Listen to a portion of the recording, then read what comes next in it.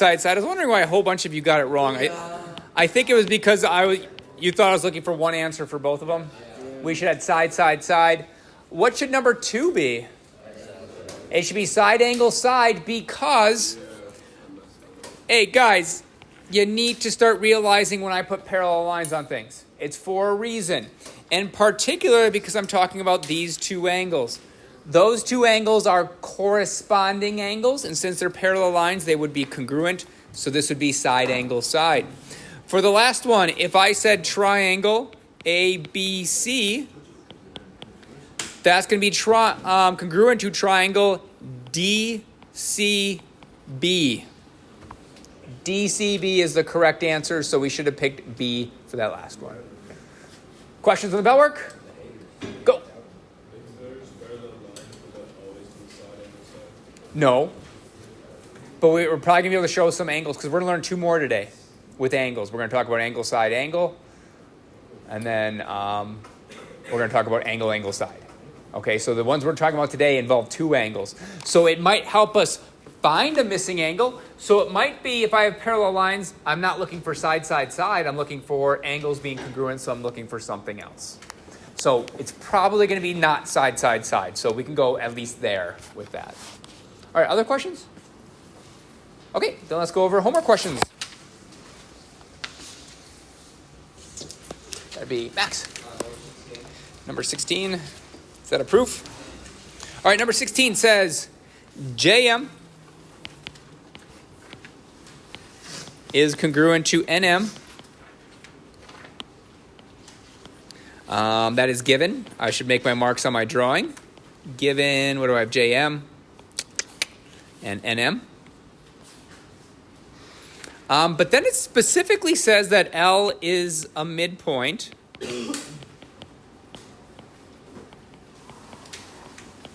of JN. So I don't care your comfort level on proofs or not. We've done this a billion times where if I say a fancy word like midpoint, you need to define what that means. Well, being a midpoint means that L is smack dab in the middle here, creating 2 congruent segments. So I could put my marks up here and I'll put my reasoning down here. 3 would be JL is congruent to LN. That would be definition of midpoint. This would be given. Now, I have side, side. So right now we only have 2 things. We can do side, angle, side, or side, side, side. Which looks doable? Is there any way to prove that N is congruent to J with the information given? Not really. Is there a way to show that LM is congruent to LM? Yeah, that reflexive property we used a ton yesterday. So I'm going to put a triple tick mark on LM and say LM is congruent to LM because of the reflexive property. I'm going to point something out to you. The next time I see you on Thursday, there is a quiz. There is a quiz on Thursday. We have the whole time to take it. It's not that long. I'm sorry, we will not have the whole time. You'll have like 30-some minutes, so we can have extended time having the back half of it, but you'll have a majority of the time in class to work on the quiz. The quiz will have 2 proofs. That means you need to know words like midpoint, and you have to understand what reflexive means. You're going to have to say those things in those proofs. So there'll be 2 proofs on this quiz. Make sure you understand how to do proofs because that's going to be a big chunk of your points. I know it's going to be like front, back, but proofs are usually worth more points. So picture your proofs, even though it's just 2 of them, being like close to half the quiz points. So make sure you can put stuff down. Max, does this make sense? The steps I did? You sure? Yes. All right. Any other questions?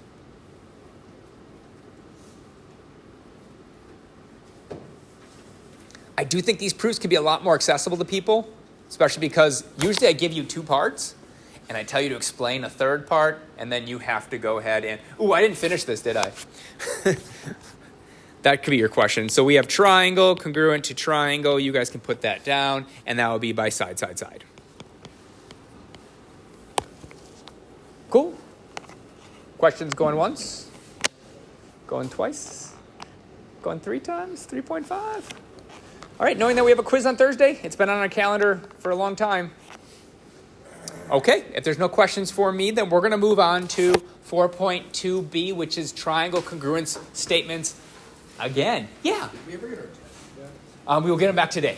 Yeah, we'll get them back today. We just didn't have enough people in the class to begin with to hand them out, so we'll get them back when I'm done with the lesson. All right. So yesterday we did side, side, side, and side, angle, side. Today we're going to introduce the last two, and that's going to be angle, side, angle, and then angle, angle, side.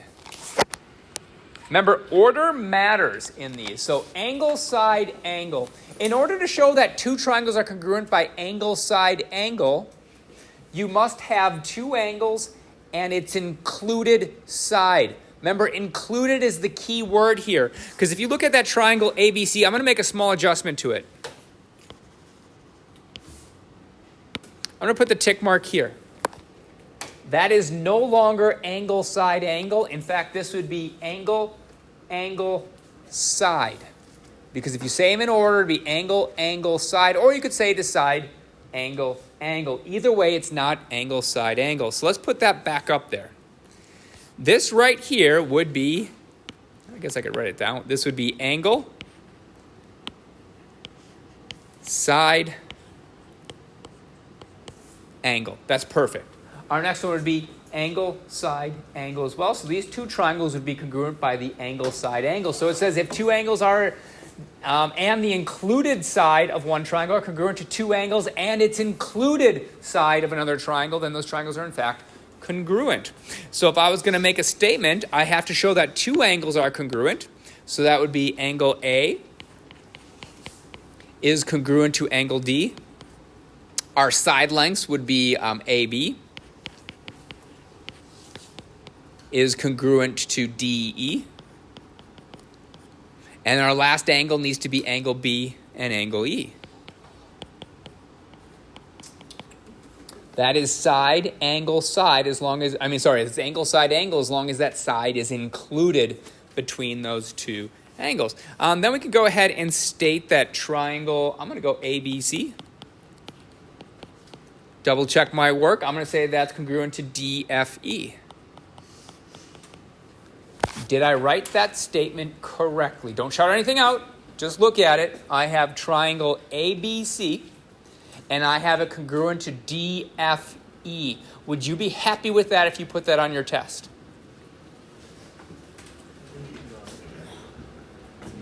So now I'll ask out loud.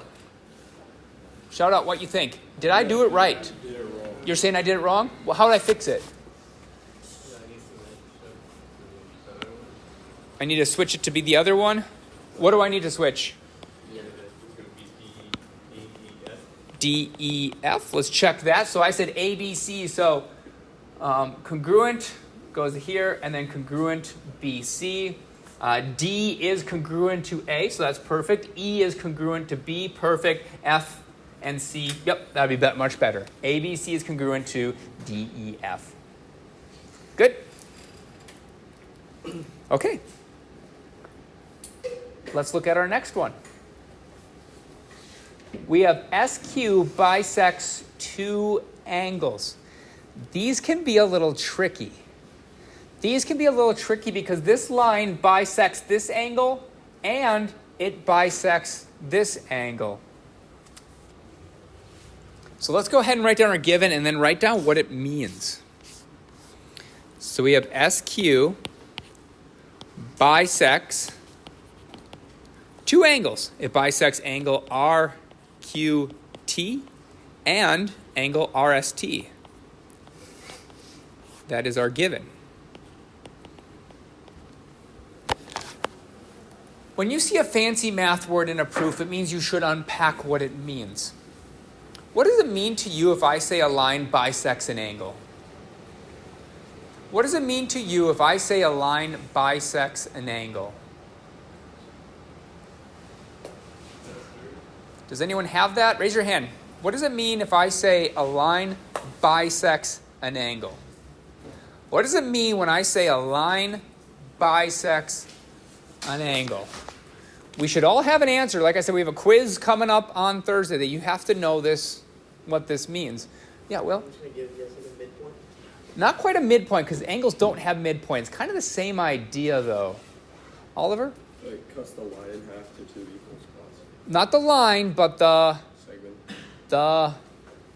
an angle bisector cuts an angle into 2 congruent angles. It cuts an angle in half.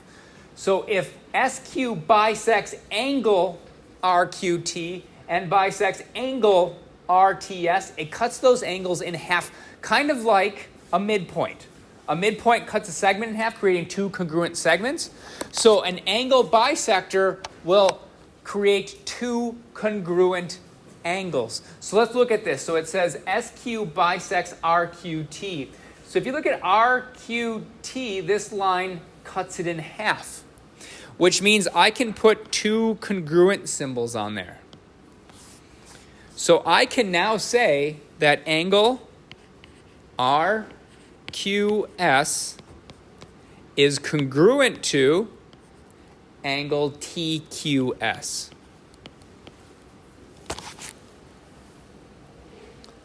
Let's pause right there. Why do I have to use 3 letters for the angles when other times I use 1 letter? Why in this case am I using 3 letters? Couldn't I just say Q is congruent to Q?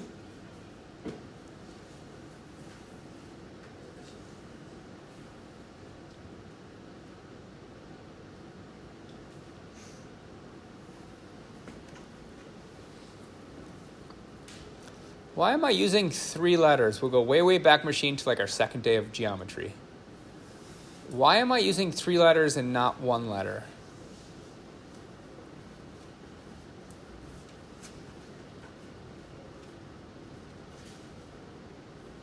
Does no one know the answer to this? Xavier?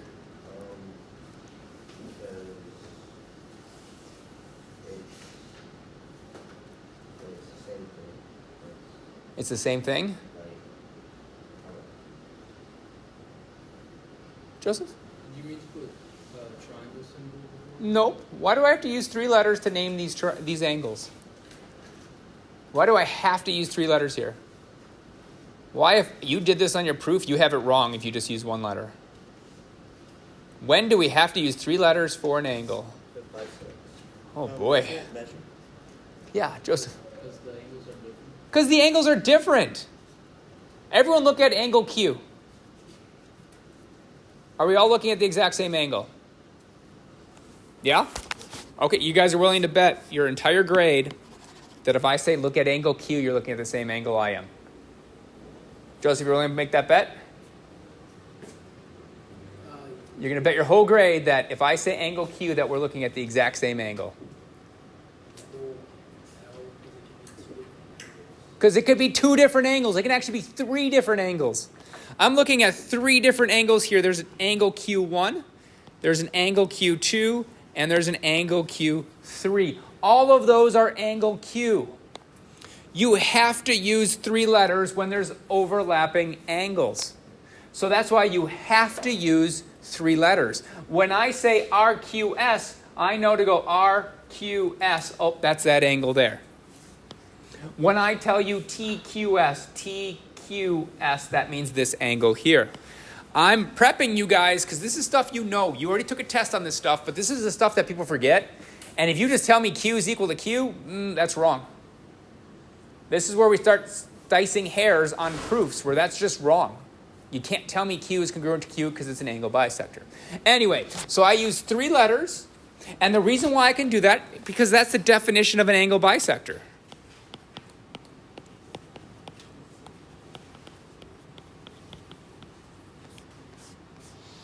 Now, I said this bisects RQT, and it also bisects RST. So if I look at RST,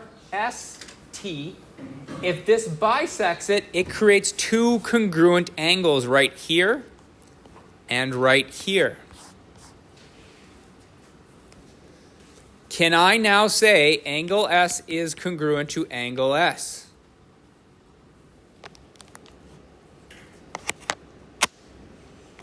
How should I rewrite that to actually get points on this quiz? You'll get no points for saying angle S is congruent to angle S because of the angle bisector. How can I get points? How can I tell Mr. Pabian what angles I'm talking about? Yeah? Angle RSQ is congruent to angle QST. Yeah, perfect. Can you say the last one again, just so I have the same order you have it in? QST. QST, that's perfect. So now I have RSQ, that's this angle. We have QST, that's that angle right there. And we have the correct angles written. And this will also be definition of angle bisector. Now let's pretend we're on this quiz and we have multiple different ways to prove triangles are congruent. You have sheets that explain all 4 of them to you. You can use those on the quiz, so you can use your theorem and postulate sheets and make sure you bring them. Would it make sense if I tried to use side, side, side now? No, I gave you 2 angles. Why would it be side, side, side? So we're going to use one that has 2 angles, and it turns out we just did one. We have angle, side, angle. Is there any way, so this is angle, side, angle, side, angle. Is there any way to say that QS is congruent to QS? Yes. How? Reflexive. We're done. This is almost all spelled out for you. That's what these proofs do. They spell themselves out for you if you can just follow one simple step, and that is unpack what that means and look for reflexive stuff. So I can, in my step 4, just go, you know what? That means QS is congruent to QS because of reflexive. And step 5 is I even did the whole triangle congruent statement, that QRS is congruent to triangle QTS. And that's going to be by angle, side, angle. If you couldn't do that on your own, you need to come in and get help on proofs. Bless you. Because you're not going to be able to do the ones on the quiz. Particularly not the ones on the test, because the quiz are going to be like easy, straightforward ones like this one. But the test will have more complicated ones. So I'm hoping you look at that and it looks like something you could do. Because all I ask you to do is unpack what bisect means, and I ask you to find reflexive. That's it. All right, so that was our angle, side, angle. That is 2 angles, and it's included side. Now we're going to look at one that confuses people. Will, can you pick up your head, please? And that is angle, side, angle. It's not confusing, except for the fact that the difference between this one and that one was this one, the side is not included. So in this one, the side is not included in the angles. So it's either going to be here or it's going to be here. But here's the good thing. Look at both of these. Both of these, as long as you have 2 angles, you can prove a triangle is congruent. If you can show me 2 angles and a side are congruent, it's either going to be angle, side, angle, or it's going to be angle, angle, side. Yeah. Yeah. So this one is our angle, angle, side. It says if 2 angles and a non-included side. Maybe I'll even underline that. This is the non-included side of one triangle are congruent to 2 angles and a non-included side of another triangle, then the triangles are congruent. So we can see here, if I would say this in order, it would either be angle, angle, side, or side, angle, angle. You can call this side, angle, angle. There's nothing wrong with that. So if on a test you put side, angle, angle, I'm cool with that. It means the same thing. So once again, we have an angle, and a side in order. Or side, angle, angle. Up to you. So that means if I was doing a proof, I just have to show 2 angles and a non-included side are congruent. So in this one, our angles could be angle A and angle D. Our other angle we have shown on here was angle B and E. And our side that's not included could either be BC or AC. So if I would have had the tick mark on these 2, that would have worked as well. The tick mark is on these, so we're going to go with the BC and the EF.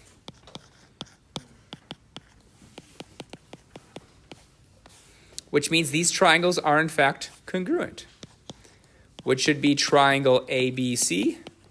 So I'm putting triangle ABC. You're going to check my work. Is triangle ABC congruent to DEF? Did I write that correctly? Yeah, I did write those correctly.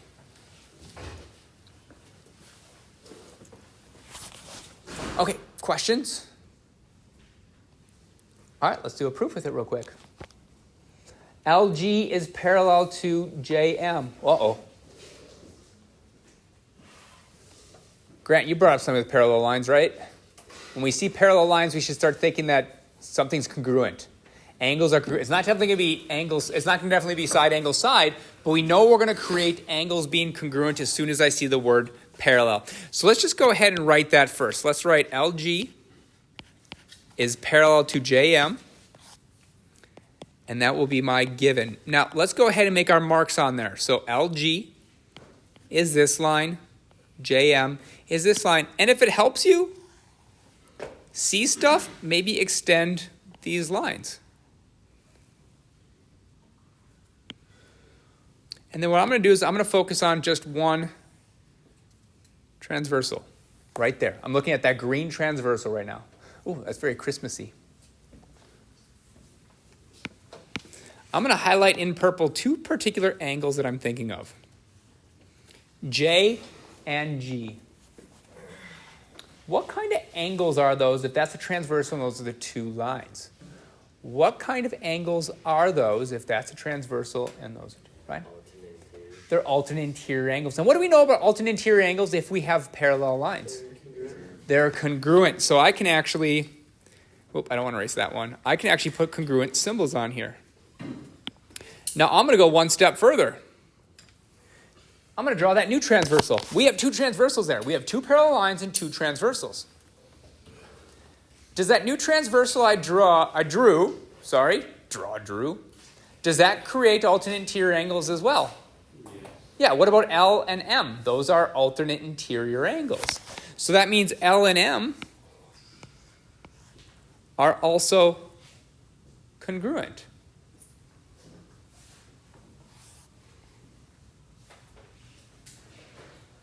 Do I have any more congruent angles?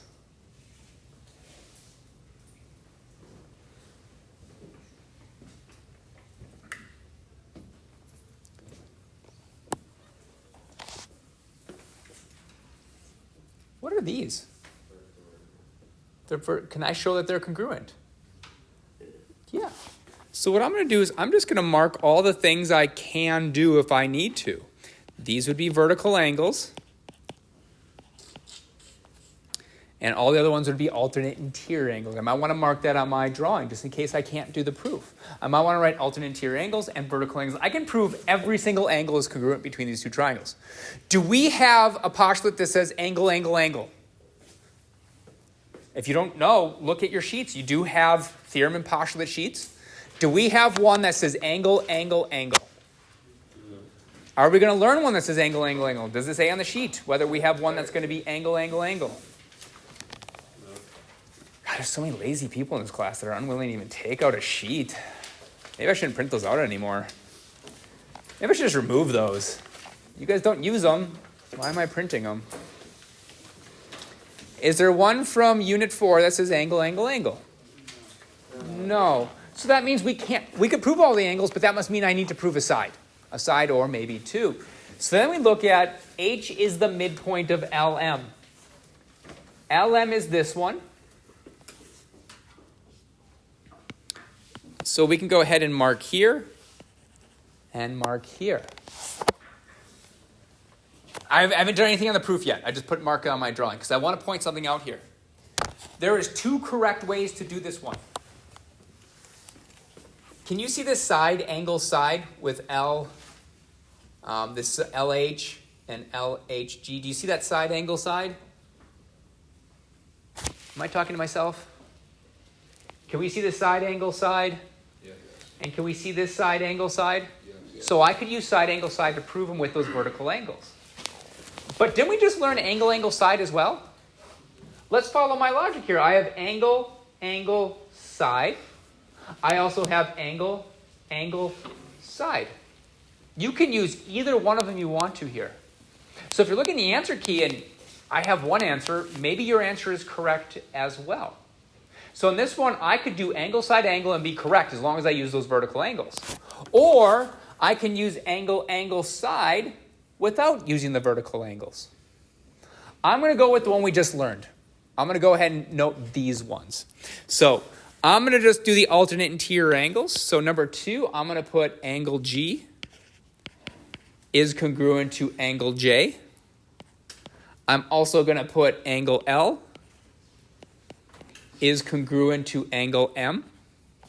And that's going to be because of alternate interior angle. Would that be converse or would that be the theorem? It'd be the theorem. The converse proves things are parallel. If they're already parallel, you use the theorem. I don't have to use the vertical angles because I'm going to go with angle, angle, side. So although I drew it on the picture, you don't have to use everything you draw on there. So I'm going to skip that one. I'm going to go straight to H is the midpoint. H is the midpoint of LM. That was also given to me. And when we unpack midpoint, we use the definition of midpoint. So I already know, as soon as I see something's a midpoint, I know my next step must be definition of midpoint. Now we just say the two segments are equal. So to use the definition of midpoint for step 4, I just have to say LH is congruent to HM.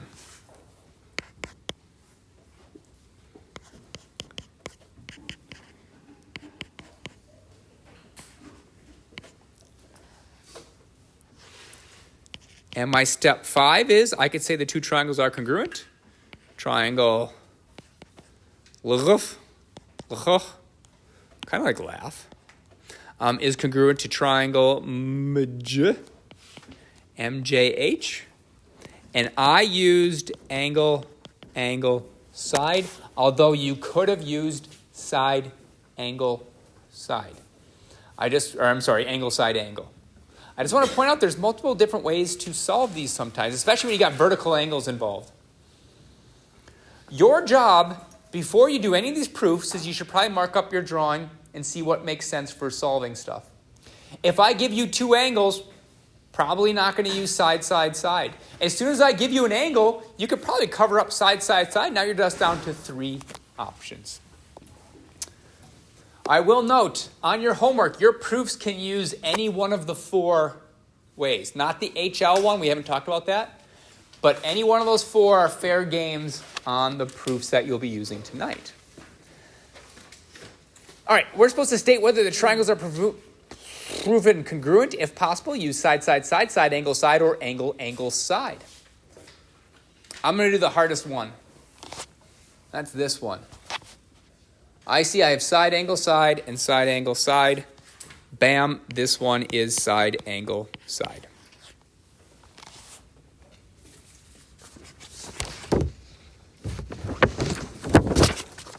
I'm also going to go ahead and we're going to actually put a triangle congruent statement underneath it. So I'm going to go triangle, DFE is congruent to triangle DFE. So we're going to go what? Are you agreeing with CBA? You agree with that? Suckers. All right, just to keep us consistent with what will happen kind of on the quiz, I'm going to fill in triangles for all of these. So I'm going to have triangle ABD for the next one is congruent to something. For triangle C, for C, I'm going to have triangle ADC is congruent to some triangle. For D, I'm going to have triangle WXY is congruent to some triangle. For E, I'm going to have triangle BDC is congruent to some triangle. And our last one, if possible, triangle ABC is congruent to some triangle. Now, if there is no congruent statement, just cross it out and say there is none.